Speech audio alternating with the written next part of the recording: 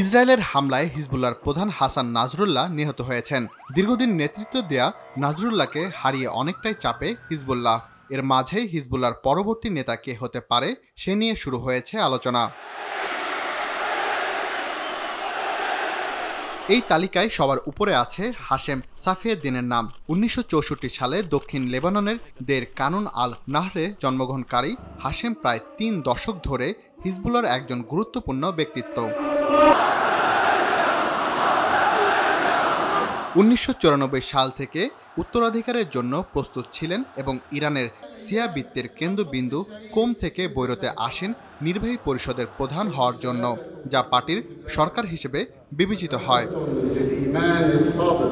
হাশেম কার্যকরভাবে সংগঠনের প্রধান নির্বাহী কর্মকর্তা হিসেবে দায়িত্ব পালন করেছেন। তিনি নাসরুল্লাহর ডান হাত ছিলেন। লেবাননের গৃহযুদ্ধের পরে 30 বছরেও বেশি সময় ধরে সংগঠনটির নেতৃত্ব দেন। তেহরানের সাথে হাশেমের চমৎকার সম্পর্ক রয়েছে। ইরানের ইসলামিক প্রজাতন্ত্রের সর্বোচ্চ নেতা আয়াতুল্লাহ আলী খামেনির অফিসের সাথে সরাসরি টেলিফোন লাইন রয়েছে তার এবং সম্ভবত ইরানের পূর্ববর্তী রাষ্ট্রপতির সাথেও যোগাযোগ আছে তার।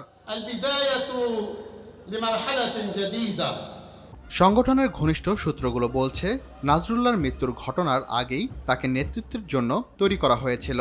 হিজবুল্লাহর সাবেক নিরাপত্তা প্রধান ইমাদ মুগনিয়ের নির্দেশনাতে তিনি তৈরি হন। هذه الدفعة الأولى التي سننطلق بإذن الله تعالى بعد قليل باتجاه اللاذقية، وهناك دفعات أخرى ستأتي إن شاء الله باتجاه حلب والمناطق الأخرى، لكن هذه هي البداية। 2020 সালে ইরানের সাথে হাশেমের সম্পর্ক আরও দৃঢ় হয়। তার ছেলে মার্কিন বিমান হামলায় বাগদাদে নিহত ইরানের সাবেক কমান্ডার কাসেম সুলাইমানের মেয়েকে বিয়ে করেন। রাকিব হাসান, RTV।